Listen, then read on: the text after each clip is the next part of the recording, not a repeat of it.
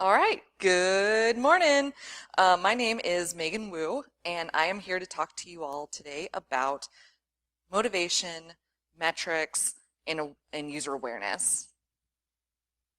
So, just a little bit about myself. I currently work as a senior associate for Urbane Security. I've been in the information security field for about 10 years and in the community longer than that. Truth be told, this is a bit of a passion project of mine. I love psychology, and I have for a really long time. A matter of fact, I don't know if any of you guys have ever seen this show, but in the 1990s, there was this show called Profiler, and it was like CSI before there was a CSI. There was this psychologist who would go out and try to figure out why the serial killers were going to go out and do what they did, murder people. And I became fascinated. I started thinking about like, oh, why are people doing this? And then that started my love for thrillers and suspense novels and movies. And I would just consume all of that junk as much as possible. And was convinced that when I grow up, I'm going to be just like Allie Walker, forensic psychologist. It will be awesome.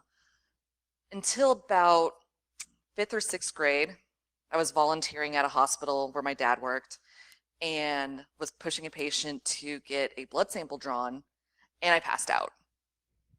So I don't know if you guys knew this, but if you're going to go into forensics, you need to be able to stomach blood.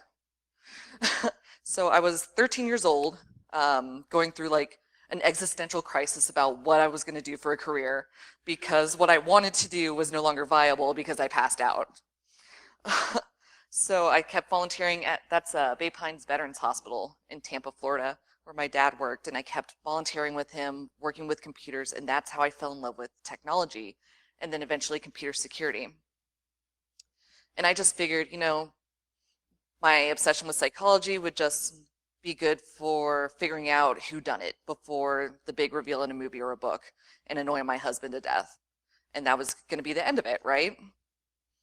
And that was the case for a good 20 years or so until 3 years ago at Derby. I was hanging out with some friends, just drinking, talking, and I told them about this passion for psychology and how interesting I found it. I didn't tell them about Profiler because I'm like, this has not aged well. You shouldn't watch it. I'm like, why don't they just call each other on the cell phone? Oh, that's right. So I told them about this, and then many drinks and hours later, I was like, oh man, what would be really cool is if I could use psychology to help people be more secure. And it was like an aha moment for me. So I went home, started researching college degrees, and started on my master's degree in organizational psychology. And found it really interesting. We talked about learning theories, motivation, habit formation, all this kind of stuff that kind of fuels this talk that you're here to see today. And it just befuddles my professors when I'm like, oh yeah, this can help with phishing and decision fatigue and et cetera, et cetera. And they're just like, I don't know what you're talking about. You people lie to each other to protect information? I don't understand. So it's a lot of back and forth with my professors, making sure that they understand so they don't give me a failing grade. All right. So I want to start off with something a little easy. Some of us might be a little hungover, and that's fine.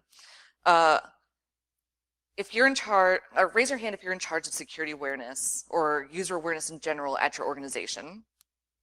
All right, cool. A lot of you.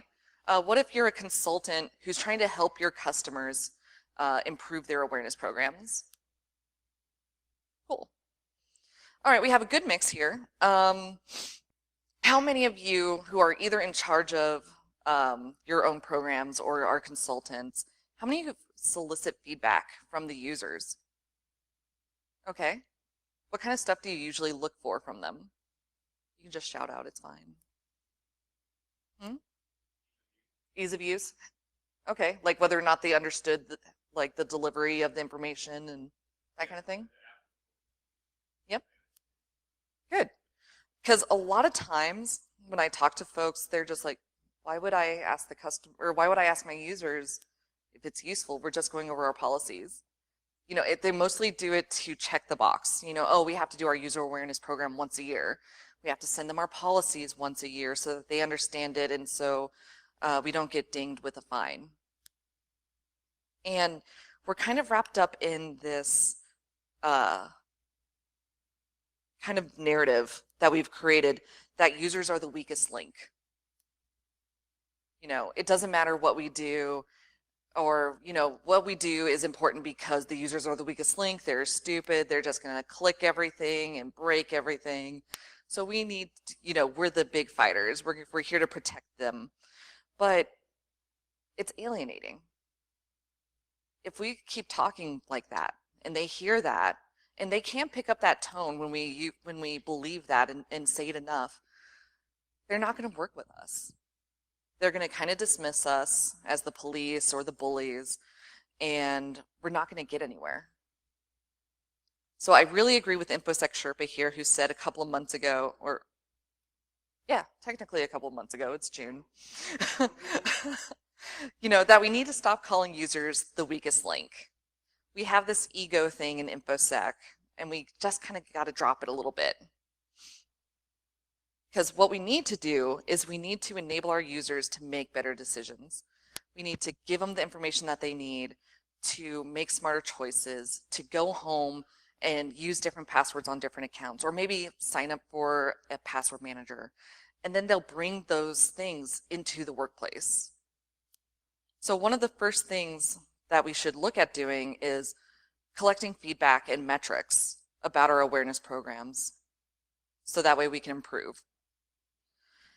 Because one thing that helps us maintain the status quo of user awareness programs are awful, and then, this silly debate that comes up every once in a while that, oh, we need to get rid of user awareness programs because they don't do anything, or no, they're the best, we need to keep doing them. It's going to keep going on and on until we change something. And one of the ways that you change something is by collecting enough information so you know how to change it and why you're changing something. And as of right now, yeah, we have a couple of folks who are like, okay, I want to know how easy it is for them to digest this information, or is this useful to you? But for the most part, in most organizations that I've consulted with, they stop at phishing as their main metric. They're like, oh, user awareness is successful if we get fewer clicks on the link this quarter. And while that is a good metric, it isn't the end all be all that we try to think of it as. So this is Joel. Wolf can look at it and be like, ha, it's Joel. So Joel is a very dear friend of mine and former coworker who unfortunately couldn't be here today. So that's why I chose like one of the worst picks of him possible. And he told us about this story about how he worked for a company and he was put in charge of their user awareness program. And they were kind of trudging along before, not really making any changes or doing anything. Everybody's taking pictures and sending it to Joel, and I love it. So yeah, they were just trudging along, not making much progress. They weren't seeing any sort of return of investment with their user awareness program. So what Joel did was he sent out a customer satisfaction survey kind of thing to the users and said, okay, how useful was this? Did you understand everything that we talked about? Is there anything else that you'd like to see? What have you heard on the news that you think we could talk about next time? And what he found was by doing this, they could not only improve the content and delivery mechanism of their user awareness program, but they started seeing fewer clicks on their phishing, which, is the common thing. But he also found an increase in reporting of incidents because he spent extra time with the users saying, okay, we set up this email, sent it out everywhere, made sure that they understood what the email was for, and said, okay, if you see something suspicious, just send it to us. It could be anything. It could be just, a missing picture, broken link, what have you. Just let us know about it. There's nothing too silly. And he found a rise in legitimate incidents being reported that were previously going unreported. And then I had another customer who previously had done nothing, and they went to create a really robust user awareness program. And so in Rapid7, what our team liked to do was create code names for our customers so we could talk about them without outsiders knowing who we were talking about. So we had this hospital customer that I named Gold Star because they always wanted, like, oh, what's the best practice? How do I do this? And then we would give them these random recommendations once we exhausted the common ones of, oh, asset inventory, hardware, hardware, software inventory, you need that, vulnerability management. They're like, okay, and they would just implement it. It was so weird. We've never had that happen before. We're like, oh, you actually listened to us. Okay, well, here you should implement metrics and lunch and learns. And then they started doing it. And it was like, oh, okay. So that's why we call them Gold Star, because they really wanted that Gold Star. And what they found was by increasing lunch and learns, they moved away from the annual user awareness trainings, did more lunch and learns.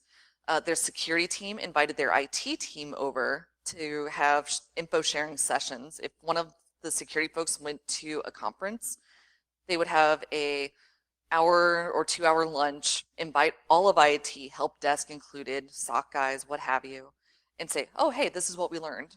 This is the kind of thing that we talked about and what other people are seeing. And that information kind of filtered through the rest of the organization. And what they saw was by switching to the lunch and learns instead of the, computer-based training for, once a year, is their quarterly password cracking exercises took longer and longer before they got a hit. People were choosing stronger passwords. Again, decrease in phishing, that sort of thing. And it was really interesting because they were just like, oh, we've been trying to do this for years. And they just kind of like brushed us off. So we need to think about what metrics make sense for our organization, because there's not going to be a one-size-fits-all. Just like the user awareness delivery methods, it's not a one-size-fits-all kind of thing. So those were just 2 examples for a couple of ideas of metrics. Here's some others that I've seen around. Again, relevance of content to users, asking users, what do you have questions about? What's this blockchain thing? Do I need to care about blockchain? No, you don't need to care about blockchain. Or what is crypto? Cryptography. Oh, it's not monies? No, it's not monies. But here, let's talk about cryptocurrency, and just kind of get that conversation going. And because people want to learn, they want to know things, but sometimes they're afraid to ask because they don't want to sound stupid. It's awkward admitting you don't know something. It's showing vulnerability to people that you might not know. So we just need to keep these kinds of things in mind. And then another thing that I found interesting was folks were tracking attendance and participation in discussions in user awareness programs. I had a couple of customers who were tracking this, and what they found was if a topic wasn't interesting to the users or if it wasn't relevant to their jobs, there would be a decrease in attendance and or participation in the conversation. They would just kind of sit there and fiddle with their phones and kind of ignore the IT folks who were just talking. And then something we don't really think about is delivery method. So there was this study in 2012, 2014, they did a redo of the study where they took 60 participants and split them up into 3 groups. Or I'm sorry, yeah, 3 groups. One group got a little video game to see, okay, this is how you find a malicious link. This is what a suspicious URL looks like. This is what a phishing email looks like. Another group got a text, like a wall of, like a 1-pager policy that says, oh, hey, here's information about phishing. And then the third group got a 5-minute video that explained this is phishing. And what they found was that users had a preference about which delivery method they got. Obviously, the folks giving the study thought that text was going to be the least preferred delivery method. But it turns out that even though out of those 60% of, or those 60 participants, about 60% of them said that they liked video games, they played video games in their off time, but very few actually preferred the game as a learning method, which is really interesting because a lot of conversations and presentations on user awareness try to talk about gamification and using game theory to improve user awareness, but it turns out our users don't like that. They're just not interested. They don't find it useful. But also something interesting, sorry, it's not clicking, there we go. Although preferences are nice and all, what they found was the delivery mechanism didn't really have a huge impact on the amount of information retained and what the users learned. What they found was there was at least a 30% improvement across all groups from where they started. So no matter what the delivery mechanism, they all learned something that was useful. And then to further drive this point home, at the beginning of the study, only 20% of those 60 people, excuse me, said that they had formal security training at any point in their lives, even though they all worked full-time or part-time jobs. They were in their 20s and 30s. So that's kind of depressing to think about. Only 48 out of 60 people never received awareness training before. They don't know what to look for. So something that we consider to be common knowledge and to just kind of make sense, the majority of people don't understand. They don't know what to look for. They don't get it. So it's really important for us to spend the time on these basics. Yeah. Yeah, I don't see why not. So yeah, the question was for the recording, do I think that there would be a similar outcome in preference if we substituted presentations for video? And I think there would be. Yeah. So yeah, what we need to do is do something and then continually improve, reach out to our users, find out what they want, so that way we can keep, improving improving our security posture, and also letting our leadership know that we are demonstrating value. We're providing value by reducing the number of incidents.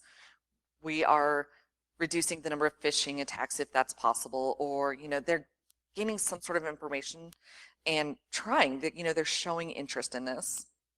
So once we have the beginning of our training and awareness program, we talk about metrics, we need to motivate our users. This is supposed to be motivating, by the way. Yeah. So how do we motivate our users to actually do what we teach them, right? Because we can design these great videos or presentations. We can solicit feedback and gather metrics. But how do we get them to do something with it?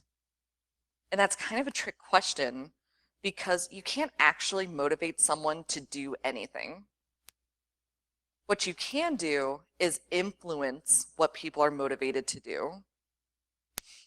So we have to find ways to influence them to stay motivated, to, be on the alert, to look out for folks who maybe don't belong in their cubicle area, people who aren't locking their machines or clearing off their desks.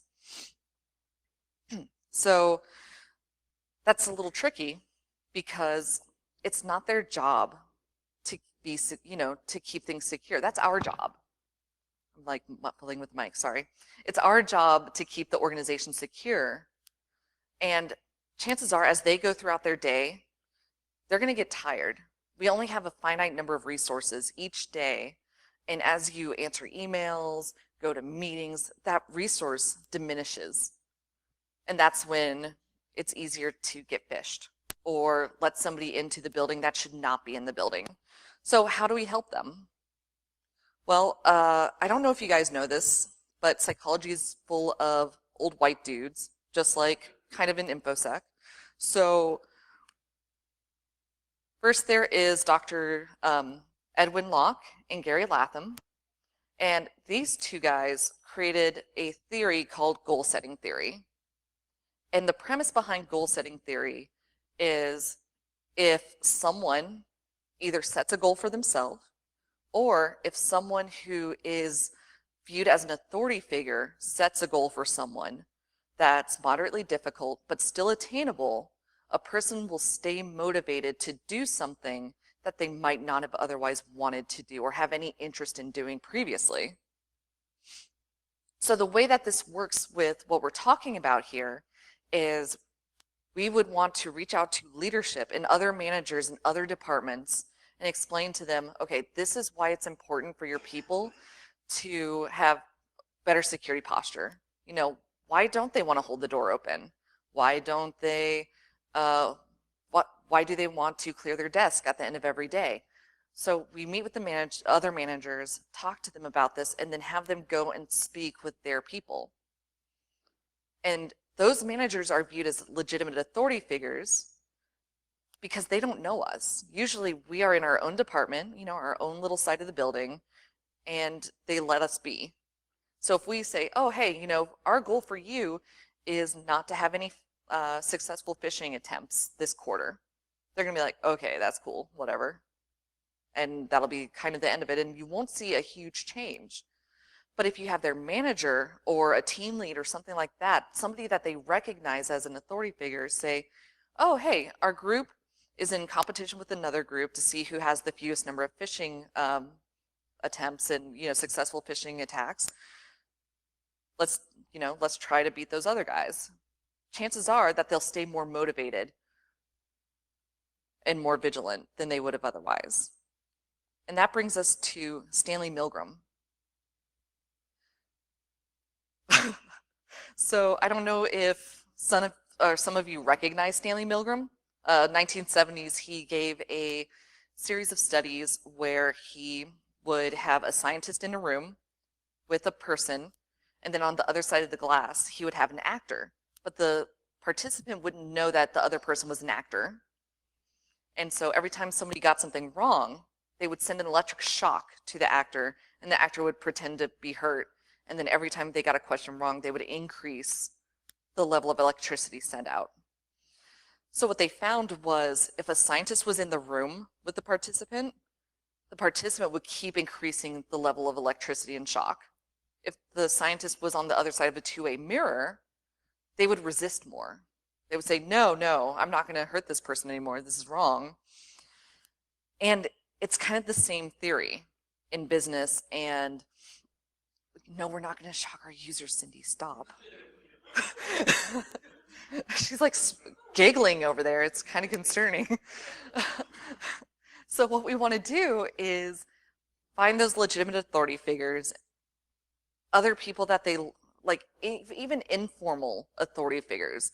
Maybe there's somebody on the team that others turn to and kind of mirror, because we're very social creatures. And so you find that person, you make them your ally, and then that way they'll be like, oh, so-and-so's cleaning their desk at the end of every day. Maybe I'll start doing that too. Oh, so-and-so's talking about this. Maybe I should do that too. You know, we don't want to be left out of the group. We want to be just like everybody else. Okay, cool. But we also need to be aware of motivational zappers. So there are things that even though you might follow common motivational theories, you have everything set up great, people are staying strong, eventually these things will pile up. And it only takes one person to have a combination of these factors to feel overwhelmed and then stop doing what we've tried to motivate everybody to do. And then as soon as one person stops, maybe another person stops, and then another person, then we're back to where we started. So we need to think of ways to be like, okay, what controls can we put into place to help our users when they're stressed?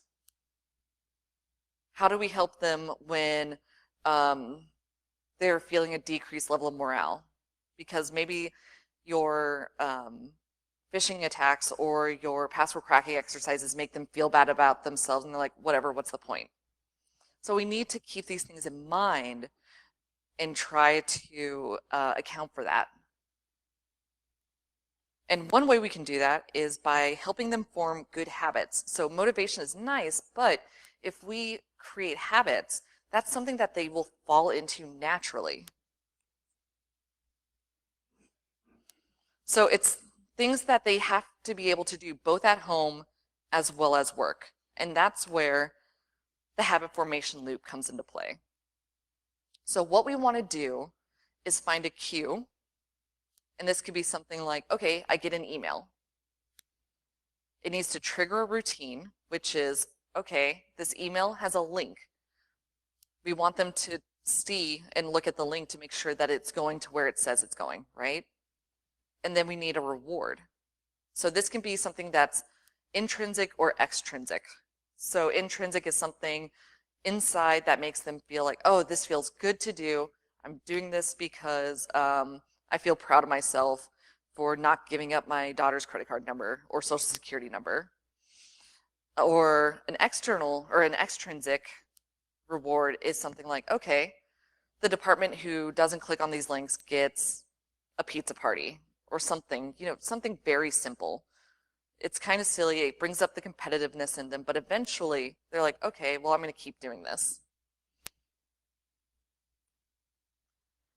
Things that typically work, rewards, people like stickers. It doesn't even have to be really expensive. Something that Cindy and I talked about previously, actually last year at Circle City, was contact your marketing team and get like a souvenir or like a little logo guy to represent your information security group. And then, like Snorty the pig, right? Everybody loves Snorty. They want him in like different outfits and looking different ways. So if we create something like that we can give to our users when they do something good, they can put in their cubicle, somebody walks by like, hey, how'd you get that? And they go, oh yeah, well, I did this. And then someone else is like, well, I want the little mascot guy. And then, it kind of feeds itself. So it's kind of cool. The habit has to be easy to pick up. If it's something super complicated, chances are they're not going to stick with it long enough for it to become a habit. Kind of like, at the beginning of every year, someone's like, oh, I'm going to go to the gym every day. And they do it for like the first week or two, but then they stop going. So that's what we want to avoid. What doesn't work is this set it and forget it mentality. A lot of us are like, okay, well, we need to check this box, say we did our user awareness program, and that's good enough. Or say, we wrote this really great presentation, or we bought this really fancy computer-based training with modules, and it's great because we don't have to do anything, and users just view the video. You can't rely on the stickiness of the training, because as soon as they leave that room, chances are they're going to lose over half of what you talked about. So they need reinforcement. You need things like posters on the wall, regular newsletters or bulletins, the mascot. And also, don't embarrass people. All that's going to do is make you look like a bully. So if somebody doesn't do something, or if they get a virus on their machine because they clicked on a suspicious looking email, don't call them out, because chances are they're going to talk about how big of a bully you are, and you're going to lose buy-in from other people. And the chances of you having allies and other folks to help you spread your message is going to decrease. So we talked about 3 different things, metrics, habit formation, motivation. How do we bring it all together? Well, there's things you can do in the short term, immediately, and in the long term. First of all, start by having a small meeting with key stakeholders, you, your manager, maybe the CISO, if you're not the CISO, and figure out what metrics are important for your organization to track. Are you seeing like a high number of incidents that have previously gone unreported? Is your response time high? Or do you have a high number of clicks or, on phishing campaigns? Maybe people are taking forever to complete their awareness training. you know, things like that. So start tracking that information, solicit feedback from your users, find out what they find interesting, what they want help with, and then update your awareness training more than once a year, please. A lot of folks that are in charge of their own training, they set it and then kind of forget it. And then they come back once a year, update the date, and be like, yeah, we update it annually or as needed, which is annually. And then set up meetings with other leaders and find out, okay, hey, what problems are your people having? How can we help you? And then in the long term, you want to develop a roadmap. It's not fun. Most of us dislike doing roadmaps. But what we can do with that is say, okay, here's what we'll do in 6 months. Here's how we'll see if we, met our goals and how we can progress. Track those metrics that you identified. Move from annual seminars to lunch and learns or mini seminars, things like that.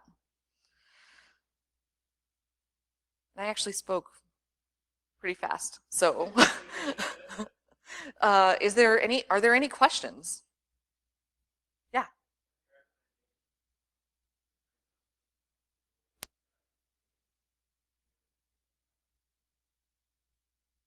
That I've actually seen that I liked. What was it? Securing the Human does pretty good. I've seen a lot of people use them and really like them. That's probably the biggest one. I forget where Jason Street is now, but he does that for a lot of organizations and talks really heavily on awareness. And then if anybody else wants to share what they use, what I like to do is even though yes, I talk faster than my slides and leave a lot of time and there might not be a lot of questions, I really value conversation. I think a lot of times we spend way too much time just having somebody stand at the podium and talk at you for an hour, and then you walk out and not really learn anything useful that you can take away right now. And what I found is when we talk with one another, we learn more and we do better. So if anybody has any recommendations for this gentleman, that would be great. And I'll shout it out for the camera so that way they can pick it up if someone watches the recording later. Yeah.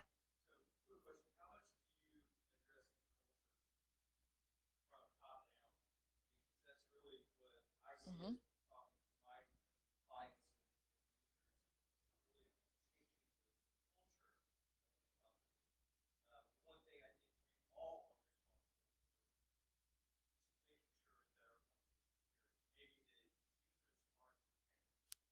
Yep.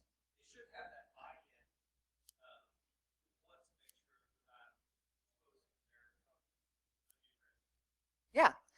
So that was a great question. The question was, how big of an impact, basically, how big of an impact does culture have, right? And it's a huge impact. If you don't, you can do all of these things and have a great plan, a great roadmap, perfect metrics to track. But if upper management doesn't care and doesn't reinforce stuff, it's not going to make a lick of difference. So yeah, you need to spend a lot of time talking to people about the why. Yeah, Wolf.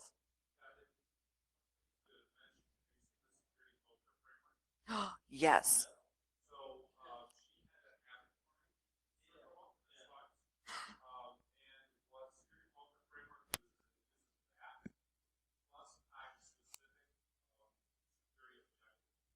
Yes.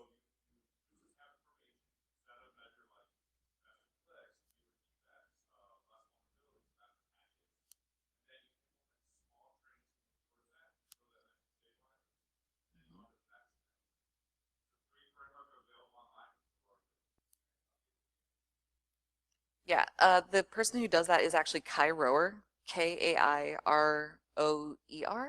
Yeah, and he does great work. He even has he has the free framework, and then he also has a book that he wrote on it. It's really good. I highly recommend it. Yeah.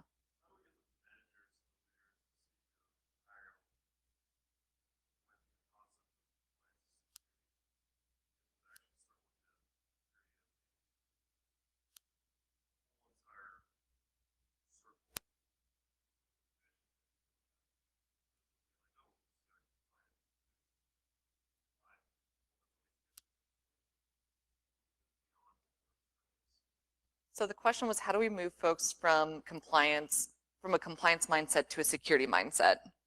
And honestly, it's going to take a lot of conversation. What really helps is really understand where the leadership group is coming from, what their concerns are, and also say, okay, well, compliance gives us part of the picture. You know, I like to use this puzzle metaphor. You know, it's a huge chunk of the puzzle, but it's not everything. So what we need to do is explain to them, okay, this is why it's important. Here's how it will help the organization. This is the value it provides. Use terms that they can understand and digest, because a lot of times what I've seen is information security folks who might be new to the management kind of role and environment don't know how to express that. And that's where a lot of the issues come in, is they don't know how to use words and language and concepts that the managers and CISOs and CEO and CFO and stuff like that understand.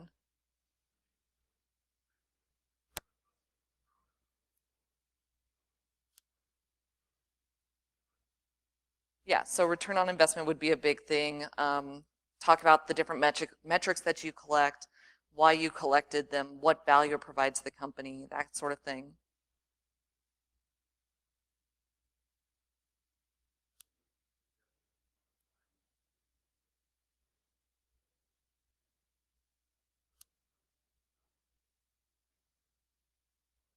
Mm-hmm.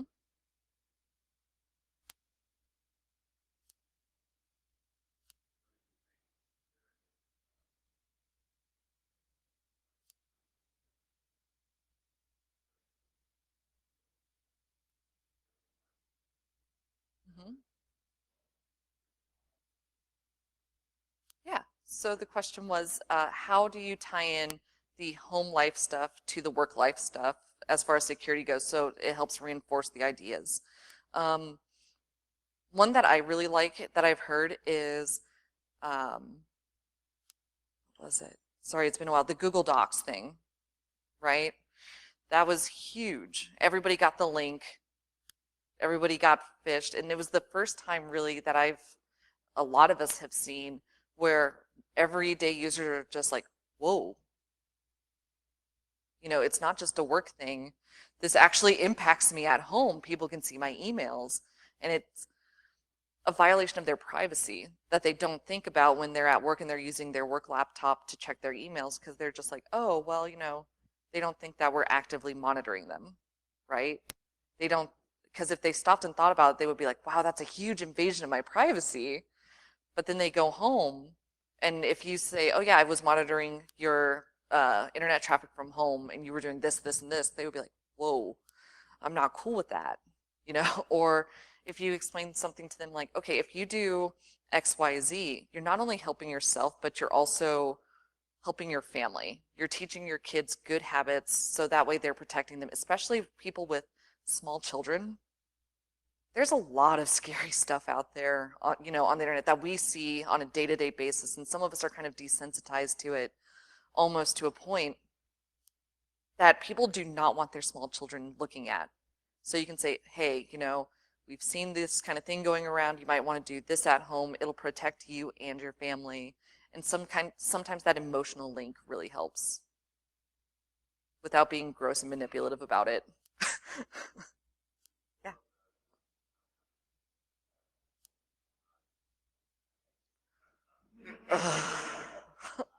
Oh yeah, I have nothing to hide, so I don't care if they see all my stuff. Or like, yeah, or my credit score sucks anyways. They can steal my credit. And it's like, just I don't think they understand the true repercussions of what those things cause. They don't understand. They understand, okay, well, I got to cancel my bank card if it gets popped. They don't understand that, oh, someone got my social security number, my first and last name, and my address. What can they do with that?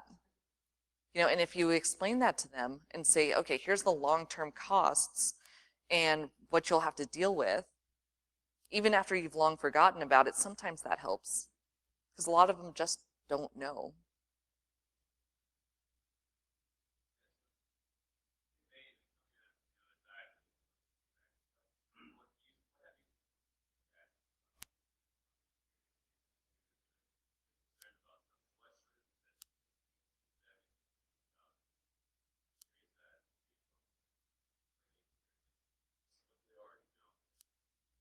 So a lot of times what I've seen, especially when it's other family members who know nothing about computers or security, or even friends. So I live in the Tampa Bay, Florida area, and a lot of people my age aren't really tech savvy.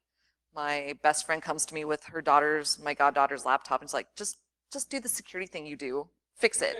Fix it. And I'm like, okay, that's cool. But when they see something on the news that gets a lot of play, so like the Home Depot thing or the Target breach, there a lot of times I'll get messages and texts like, hey, what's going on here? How did this happen? Or, how is this going to impact me?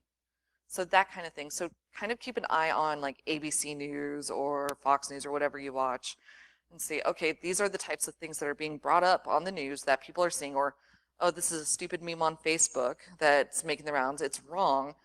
We might want to let our users know about it.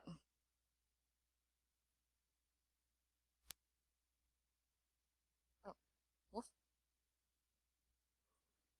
yeah, yeah, yeah.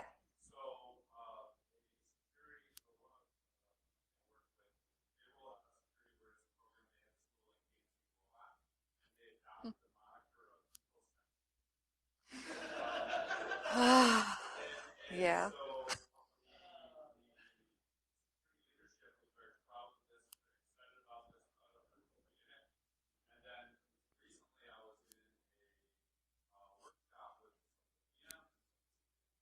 Hmm.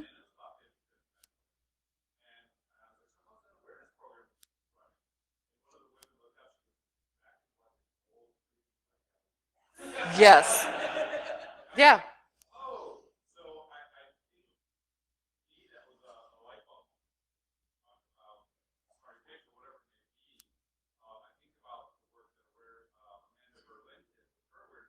Yep.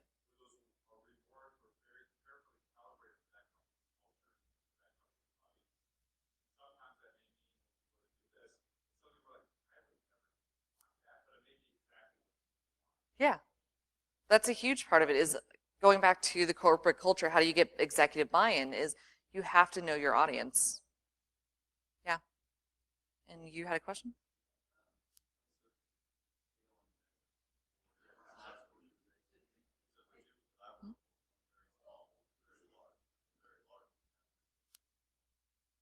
Mm-hmm.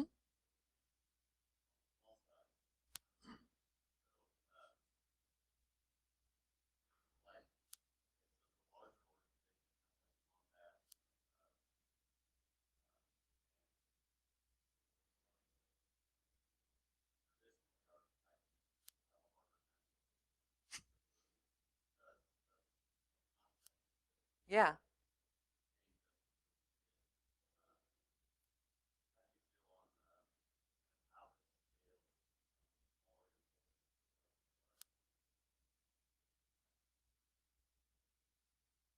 Wombat in particular, or?